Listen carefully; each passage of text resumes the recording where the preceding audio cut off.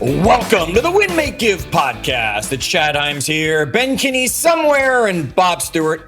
I know where you are. How are you doing today, Bob? We're gonna rope that guy back into this thing one day. One day we will tie him to a chair and make him record so we can hear what's going on. He tricked us. Like 2 years, I think. Those were the COVID years, though. I guess here in Washington State, you couldn't go anywhere, do anything. So he was like, "You guys come hang out with me." I think he got us good. Yeah, I think he did. And we're still going. And we're still going for you, audience. Hey, check out winmakegive.com. You can find out all the shows we have. Bob, I know these episodes don't drop like the day after we record them, yet a huge shout out to one of Win Make Give's own, and that's Brian Gubernick. Oh, yeah, he did. With his TEDx talk that he just did. Folks, check it out. Go to the website. We have links there. Go just search for Brian Gubernick, TED Talk. Chad, I saw Brian give that a similar talk, yep. I don't know, a year and a half ago at Win Make Give. And I use like that talk and just like kind of the vision of him on stage giving it comes into my thinking when I'm sitting, sometimes when I'm here at home and the boys come up and they're like, "Dad, can we go outside and play basketball or whatever?" And I'm tired. I want to be like, "No, like you guys go, right? I'll open the window, listen from the window or whatever." And his like reminder that I don't have that much time with my boys, right? It drives me to get my ass off the couch. Yep. It's an excellent discussion. Absolutely. And we're going to have an excellent discussion today. Can I tell you something? And I'm admitting this to him. I'm admitting this to him. I kind of mentioned it to you earlier. And Stephen knows I booked the episodes. Yeah. Yeah. So Stephen knows this, like, because he's on a podcast tour right now, right? And when you get big enough, they bring you on the tour. You come, you sit in the studio, and we're not good looking enough, Chad, to put us on camera. Speak for yourself. I'm not good looking enough to be on camera. That's why we made this decision. But so we have people that reach out to us now. The Win Make Give podcast got to a point where more than just your mom and I, or my mom and your mom, listen. Right? We got a couple aunts, I think, that are now listening. So people reach out to us and say, "Hey, we've got guests." And sometimes when I see like the business coach, the motivational guy, I'm like, "I don't know, here we go," right? So, Stephen, I'm just telling you, man, that was what my thinking was last night. I was literally like, "Chad, I'm just going to make Chad do this one. I don't want these things." But I went and listened to so I pulled up your Instagram this morning, Stephen, because I'm like, all right, let me see what we can ask this guy about. And now I'm like, let's go. I want to talk to this guy. Like, he's actually good. Well, then, Bob Stewart, quiet down. Okay. So we can welcome to the Win, Make, Give podcast our guest today, Stephen Scoggins. Stephen, thank you for joining us. What's up, guys? Dude, I'm so excited to see you guys. And also really excited to know that I made the cut. That I'm not just another boring business coach. Look, you were over the bar already. You were in. It's just, when I accept you, you've made the cut because I get a lot of requests for guests and I'm picky as to which ones I'll accept. Yeah. Then you made the secondary cut, which is Bob actually showed up. Right. There are plenty of guests that Bob doesn't always make it for. I'm sure. I think it's because of poor scheduling. Now I've just learned it's because he doesn't want to be there for the interview. No offense to any of our guests, by the way, Chad, that I have not showed up for. Now I feel like an asshole. Okay. Yeah, well, that's okay. That's what we love doing here at Win Make Give. Stephen, we've had 3 whole minutes to speak with you before the episode began, other than the research that we have done on you. Yet our audience might be like, who? What? What are you talking about, guys?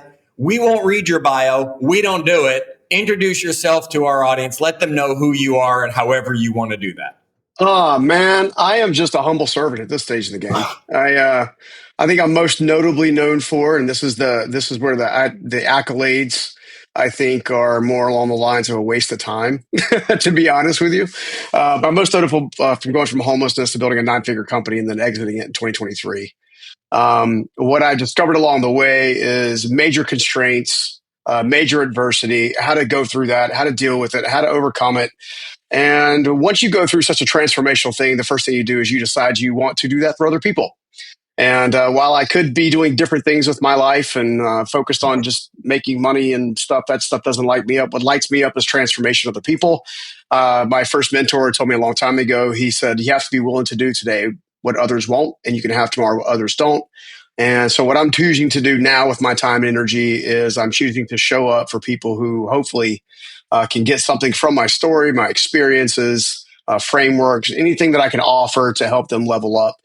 Because I remember being in very dark spaces, in very painful spaces. And that's one of the things that I've learned a long time ago is you should never despise a small beginning or a painful transition, because on the other side of that is something meaningful. So that's what I'm here to do and here to help, man. So you guys are more than welcome to hit me with anything. I just want to serve. And we will.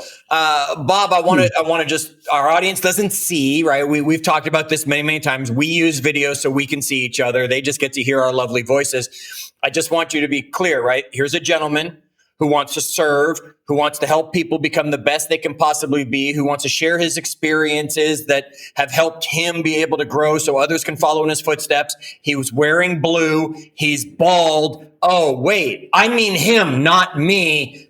You guys are see how we both match? See why he's here, Bob? This was a conversation with myself today. I put my glasses on. We're really there you go. Look at it. We have outnumbered you, Bob. All right, Bob, I usually give you first question. Can we go back to like the homeless? You were homeless at one point. And look, if somebody's out there listening and they've never been in a position where they're one bad decision away from being homeless. Like I was never homeless, Stephen. There was multiple times in my 20s and early 30s where I was probably one bad decision away from being homeless, right? Can you just talk for a second about being, and I don't know that you'd say you were at rock bottom, but can you talk about being in that spot? And how did you find it inside of yourself to like take the first step to change that situation? Yeah, so it's interesting because a lot of folks, there's a variety of different reasons why people might end up in a homeless situation. There's mental illness, there's substance abuse, there's just as you said, one bad decision away. I was one bad decision away, and I'm the one that made the decision. So I would say that I became homeless due to pride and arrogance. As someone who dropped out of high school at a very early age to help their family pay the bills, I got a chance to make a lot of money really fast, around 18 and a half years old, maybe not close to 19. God put me in business for myself. I made a bunch of money super fast, never trained how to use it, had always known lack, didn't have a proper mindset, skill set. I call it a spirit set nowadays. And the reality is, like anybody else, when you're put in that position, you're making well over six figures as an 18-year-old kid. And we're talking late 90s, so $600,000 a year is big money, right?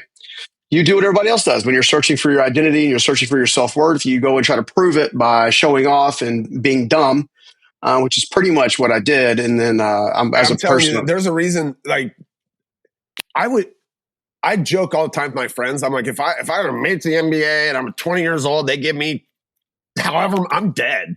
Like I would have been dead. Oh yeah. Yeah. I mean, the reality is like people want this big blessing. But more times than not, our character is not strong enough to steward it. Yeah. And, I'm very fortunate to be in a position now to have lived a life that taught me a lot of lessons. 99% of them were through very painful transformations. I'm a very stubborn individual by nature. So I like to say the divine like to hit me pretty hard with a 4x4 upside the head. But I was also very fortunate. I had my dad's employer became my first mentor. He was a multi-millionaire home builder in the Raleigh, North Carolina area and built homes. And from the age of around 11 years old all the way through my teenage years, he would pull me down off my dad's framing crew and speak life into me. And what I didn't know at the time, my dad said this when he lost his business one time. He said, "Hey, Scoggins don't get ahead, they get by." And I didn't realize how much of that life lie I believed in that moment until Steve showed up, old man Myrick, and he asked me two questions. He said, one day in one of his Jeep Grand Cherokee moments, he pulls me down, puts me in the Jeep Grand Cherokee and says, "Hey, I got a couple of questions for you." I'm like, "Dude, I'm enjoying the AC because it's hot outside and everything else." And he says, "What do you think the difference between a rich man and a poor man is?" And I was like, "Duh, it's money. Of course it's money." And he's like, "Absolutely not. It's the way they think." Now I have a more important question for you. He said, "Do you want to learn to think like me or do you want to continue thinking like your father?" So I say that statement because that happened about 4 years before the homeless journey. So he'd been trying to sow seeds into me for years.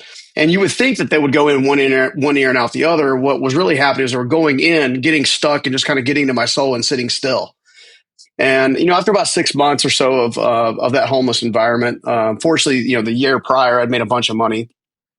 Got humbled, was arrogant. Again, I just blew all the money. I mean, that's the end of the story. Met a girl. Rest is history. Met a girl. That's all I need to say. Met a girl, right? And the reality was I was at a World Gym in the Raleigh area, and looked up. That's where I was taking showers and stuff. I looked up, caught my eyes. I'm like, dude, what the hell are you doing? Like, what are you doing? Like, you were literally just getting mentored and coached by a multimillionaire for the last 5 years, and here it is. You can't even really scrub two nickels together. And it was just something about that moment where I began to be radically self-aware and radically honest. And so, if you're one bad decision away from entering a homeless journey or having something foolish happen in your life, you're also one moment of radical honesty away from transforming your entire life. What was the lie you were telling yourself? As you looked in that mirror and decided to become honest, what was the lie you had been saying to yourself? Yeah, well, I mean, it goes back to that statement that my father and Steve talked about. He's like, and I had to kind of ask myself, I was like, am I thinking like my father? No, my father was a good man. He worked really hard. He was not really good with money. He struggled with alcoholism off and on his entire life until about 30 years ago when he finally became sober. He's an excellent grandfather and father now. So he had to go on his own journey, which I'm super excited about. But, the reality is in that moment, he would borrow and not repay. He was teaching me wealth was evil and wealth is not evil. What you do with wealth can be evil or good, right? He just the whole entire belief system around scarcity. I even discovered after there's about 480 years of Scoggins history, I was able to transfer back through the ancestry.com DNA rabbit hole, and discovered that I was in my bloodline the first that actually took on the potential of trying to break generational, you can call it curse, we can call it whatever, but generational poverty. My family historically would work really hard, earn a wage, and then spend the wage as quickly as they could get to it. Where Steve taught me, he's like, every time you earn $1, you can compound that dollar into 10. So he taught me compounding. He taught me how to leverage my mind to think differently. He taught me a process called if this, then that. So in business, it's like, if this happens, then that should happen. But if that happens, it's not what you want. You need to go back to if this and say, okay, what happened at the if, right? So he taught me how to unpack and become a bit more of an intentional, strategical, aligned thinker. And then over the course of the next 30 plus years, what I've discovered is almost every single dumb decision I've ever made in business, including the homeless journey, was at a moment of what's called as emotional dysregulation. I was impulse control, poor impulse control, just acting, just reacting, just acting. And what I've done now is I've learned to get centered and grounded and aligned. And inevitably what happens is that now I make decisions from a calm, regulated place. And that alone was allowed me to go from 7 to 9 and, in the business endeavors. But more importantly, it's allowed me to have very true relationships, right? Because the reality is I'm not all that in a bag of chips. I'm full of issues and flaws that I've been working on for my entire life, and I'm like any other human. I just decided to get started a little earlier. So in some cases, I might be a little further ahead than some, and still not as far ahead as others. So that's kind of the journey with the homeless dog. All right, I'm at a fork in the road here. Okay. Right. We can either go left or we can go right. And I'm going to let you choose which way we go. And it might be okay. You might end up looping back around in one of those crazy cloverleaf things. Okay. Yeah. The two things I'm hearing from you, specifically, I mean, there's about a dozen things if we broke down what you just said. Yet the two things that are jumping out to me, the people around you matter, right? Because your dad versus your mentor can change your life as to where you go. So we can talk about importance of relationships around you, how to get rid of some of those people that need to go, how to get closer to some of those people that maybe we want that don't have to, we got to work into. The other path that I'm going to throw up and let you see how you want to go is you're saying that you came from almost a history of poverty. Right. And the mindset that was built into your dad that he was attempting to build into you. And he would even say things like that to you. Right. We don't get ahead. We don't get ahead. We get by. We get by. Wow. Right. And I think that's so many of us have those limiting beliefs already or have those, repeating loops in our head might not necessarily be about wealth. It might be anything that's going. Mm-hmm. How do we break those loops? So do we want to talk the people? Do we want to talk the mindset and breaking those loops? Or do we want to just do a crazy cloverleaf and somehow get both of them worked in here? This dude looks like a ninja. I bet he weaves these together somehow. I'm sure he will. And they can be two separate. You can finish one and we can come back to the other. You don't have to segue like we do. Well, let's do it this way. Let's consider, take a deep breath. Feels good. Okay. Let it out. All right. Feels good, right?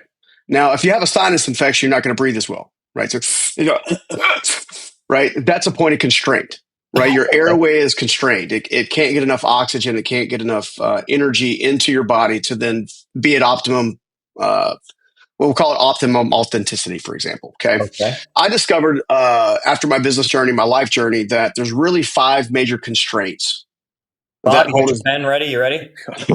Yeah, 5 major constraints that hold us back, both in business and in life.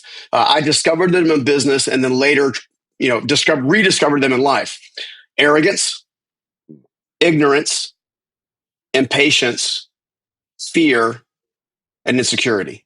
Yeah, I got those. Okay. Well, it's because you're human, buddy. Welcome to the human race, right? So that's how I look at it. But the amount of dosage that you have of each one of those comes down directly to how willing you are to go on the inside, right? So if you're willing to, so I didn't start reshaping my relationship sector, the people I was hanging out with, people I was getting advice from, until I actually went in and discovered a higher sense of self-worth on the inside. Right. Because again, I told you my homeless journey was all about worth. It was like, hey, I need to go get all this stuff and show you that I'm special. Just so I can get some form of admiration or love or liking or whatever. And what I discovered was I didn't like myself very much.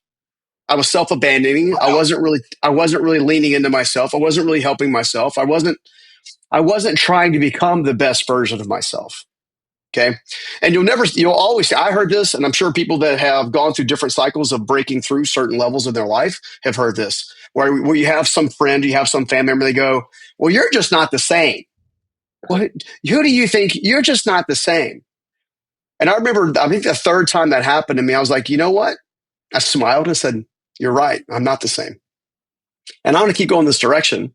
And if you want to come with me, that's awesome. If you don't, that's awesome too. But I owe it to myself to become the best version of myself and to see what can happen with my life. And that shifting of understanding who I was in the moment, again, it's about alignment. When my mental beliefs, my emotional beliefs, my spiritual beliefs are all aligned in a direct category, I'm able to tackle those 5 constraints either independently or organically on a regular basis. So you're going to be put in positions where you can automatically you bring the subconscious to the conscious, and you say, hey, in this moment, this event's happening, situational awareness, if you will, am I being arrogant in this moment?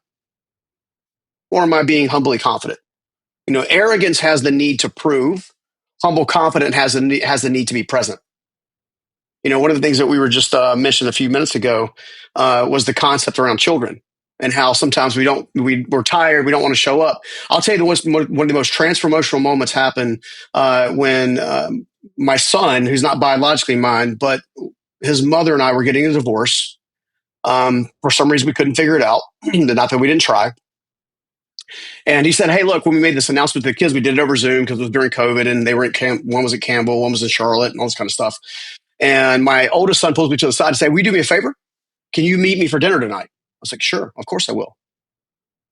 And then I sit down with him. He goes, hey, look, I just want to tell you that, I think you were a great dad. Great. I think you showed up really well. I think you're a great husband. He goes, but if there's one thing you can work on, just one thing you can work on. Now, keep in mind, by this time, I'd already been, quote unquote, financially successful, quote unquote, already had some notability in certain sectors and certain industries and stuff. And so I'm thinking, okay, well, I leaned in. I was really curious. He said, if you can just be more present when you're present, that would mean everything to us. Now, if you let that sink in for a second, in that moment, I could have been arrogant. I could have come in with, I needed to defend. I've been working 12 hours. I'm trying to keep food on the table. I'm trying to do all these things. I'm just tired. I'm exhausted. But what he was saying is it wasn't the amount of time I was spending with him. It was the quality time. It was the phone being down, the computer being put away, right? The same with ignorance. Like I was ignorant of that moment. I didn't know that moment existed in his life. Right. I didn't know how he read the situation. Keep in mind, he's a young adult at this time. Right. Now I always try to be at football games and band events and all these different things to show up. Right. So these are different elements of where arrogance and ignorance and patience, fear and insecurity can like really kind of come up. I could have gotten really insecure after that moment, or I could have chose to say, you know what? I think there's a lot of truth to what he's saying. What do I need to learn from this, and how can I shift and improve myself? And it changed me so much that my entire family dynamic changed drastically in general. My fourth grandchild was just born yesterday. Congratulations. Ocean was welcome. Thank you. Ocean was just welcome to the world. And, he's going to experience a whole different granddad than even the boys experienced as a father. And I was, even to Tyler's point, I was a good dad. Right. So it's like, how do we take these constraints and open up our airway, breathe in more energy, breathe in more of who we are? They say that authenticity and love are the two highest vibrations on the planet. If I've noticed that when I'm my most authentic, no mask, in other words, I don't need to show up and say, well, I'm this and I'm that, and I got all this figured out. And all that's BS. Right. That's not going to develop brotherhood or community or anything like that. That's going to prevent the things that I want from coming into my life. And essentially that's why those 5 constraints are so important. But until you have a handle on those 5 constraints to yourself, it's going to be really hard to actually predictably figure out the key relationships you have, the ones you need to walk away from, the ones you need to lean into, the new ones you need to go and find. A lot of the folks that I lean into nowadays are a little further ahead than I am in many different aspects. And I've got people in my family to this day that still haven't really moved very far in a decade. And it doesn't mean I don't love them, and doesn't mean they don't love me. It's just their mindset and their spirit set isn't really in alignment. So therefore, it's going to be really hard for them to even try to understand me. So, so I pray for them, I love on them, but they don't get a lot of access to me. The people that got a lot of access to me are the people that light me up or that I light up. So I mean, that's kind of my heart behind everything. I think that's great. And before I let Bob ask the next question, it sounds like a perfect time to have you just talk a moment about the integrated alignment assessment that everybody who's listening can go take right now, because it sounds to me like you just covered a lot of that content. Yeah, I mean, I'm leading with my heart nowadays. I don't have to. It's important. It's so important for people to realize that most of us are living someone else's life. We're living someone else's life because someone else is telling us that we should be a doctor or a lawyer, we should try harder, we should do the sport, we should do the thing, we should marry that person, not marry that person. Like we're constantly taking on so much stuff from other people. Even if it's not a person telling you this, society, the internet, the social media, it's just being beat in your head. And I'm gonna tell you right now. So I mentioned this earlier, and I'll come back to the assessment in a second. But the way it works is until you actually understand who you are, it's really hard for you to figure out where it is you need to go. Right? It's very difficult. So I work with entrepreneurs and achievers and leaders that are trying to break through a 7-figure ceiling, and or I have several clients that are 9 and 10-figure earners. Now you would say, okay, well, Stephen, 9 and 10-figure earners, what are they learning from you? Like all I'm doing is I'm just leading them into authentic alignment. So all their money and prestige and all the things are actually aligned with who they are. With the 6 and 7-figure folks, I'm just trying to help them align with who they are to influence their business in such a way that allows them to basically compound time, talent, resources. Because if you're going to live a life worth living, it has to be aligned with who you are, authentic to your core, and allow you to compound time, talent, resources. So what the quiz does is it helps you break down just a handful. It's like 5 minutes. Helps you break down key attributes of where you are in your journey. It brings awareness to what needs to change, and then it allows you to step into that. And I'm not trying to sell a stinking thing. This is just one of those situations here. I want to serve. This is the stuff that changed my life. It's what led me to opportunities. It's what led me to freedom in relationships. It's what led me now to, hopefully inspiring and encouraging people all over the world. And how do they go take that assessment if they're sitting here listening and saying, I want to take that? Oh, we would just invite them to go to stephenscoggins.com/alignment. It's the easiest form, again, to really unlock yourself if you've been stuck. Like if you feel like you've been stuck in a rat wheel and you're not making progress, maybe you've lived the same decade, the same 2 or 3 years, repeat. This is the quickest way to unlock that. Bob Stewart. I don't even know that I have a question as much as a arrogance and ignorance. I think to me, like I love this list. Give best the list. Give the list for our audience again. I can't read it because there's 5 things on it. Arrogance, ignorance, impatience, fear, and insecurity. I think the best thing that ever happened to me, Stephen, is at some point along the way in my professional career and my personal life, I finally learned how to say, like, I don't know. Mm-hmm. Yeah. Right. Early on, man, I just wanted to prove to everybody like how much I did know. And so I would never admit I didn't know something. I'd make up an answer. I'd bullshit around the edges of that answer. When I finally one day was like, everybody else know you were full of it too, by the way, because I've done that too. Right. And finally one day, I don't even know why it dawned on me. I'm just like, you know what? I don't know. And it's okay. I don't know. Like, I shouldn't need to know everything. So I really like this list, man. And I think the more that you lean into these things and let yourself be okay that these things are out there, and you're likely to, not likely, you are going to experience them, and be aware as you're doing it. Because I think we sabotage ourselves around these things, right? If we don't respond to them in the right way and with a little bit of humility or whatever the thing is, right? We sabotage ourselves on these. All right, then Bob doesn't have a question, so I'm jumping in. Where Win Make Give, our tagline is health, wealth, leadership, and legacy. And I want to bookend that.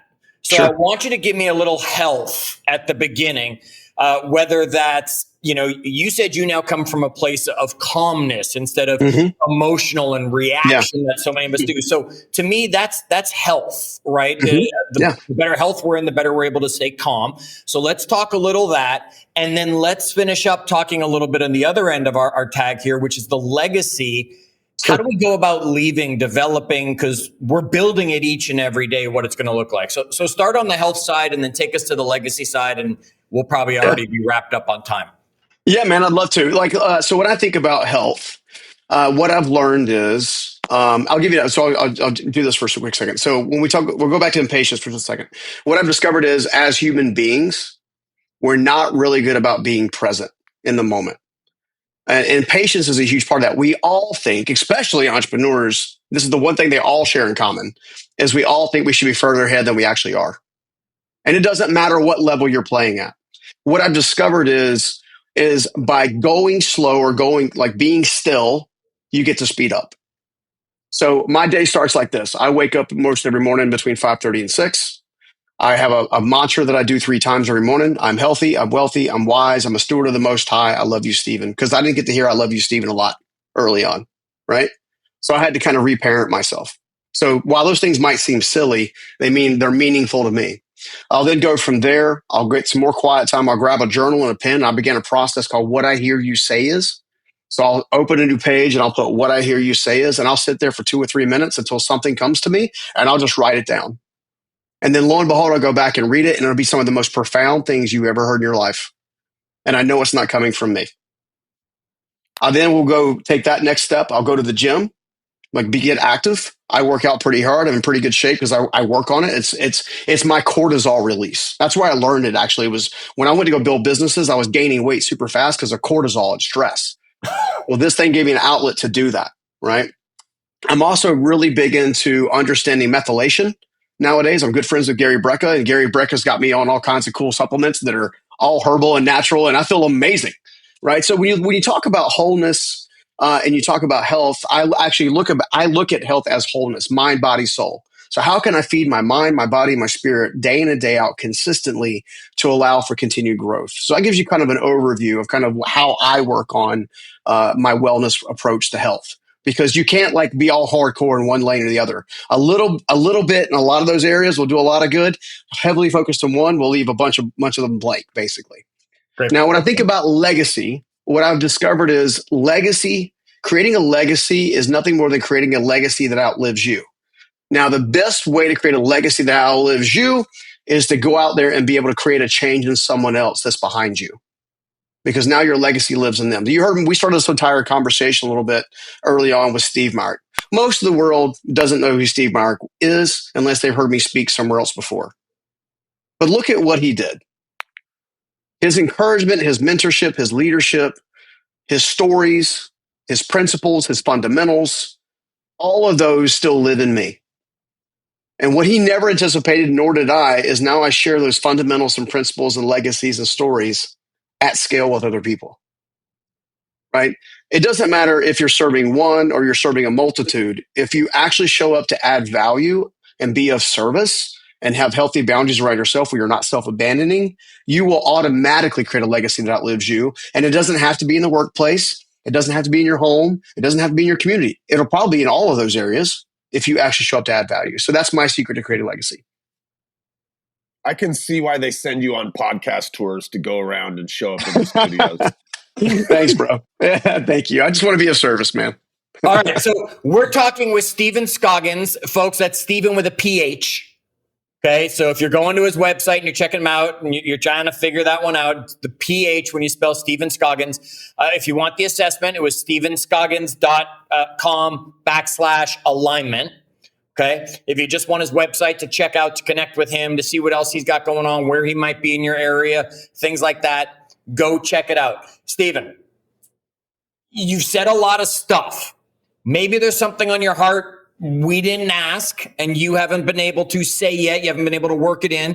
Maybe there's something on your heart that you said already that you want to say again because of our audience who's impatient because they're entrepreneurs. And while they're listening to this, they're writing emails and they're texting and they're kids and they're only half listening. And if they just focus right now for this 1 minute, what's the message you want them to make sure they take from this episode?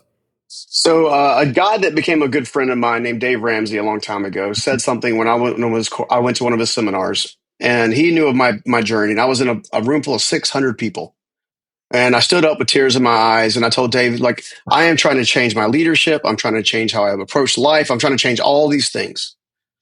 What do I do? Because it's not working. I don't feel like it's working. My team hasn't forgiven me. My family hasn't forgiven me, but yet I'm changing. I know I'm changing.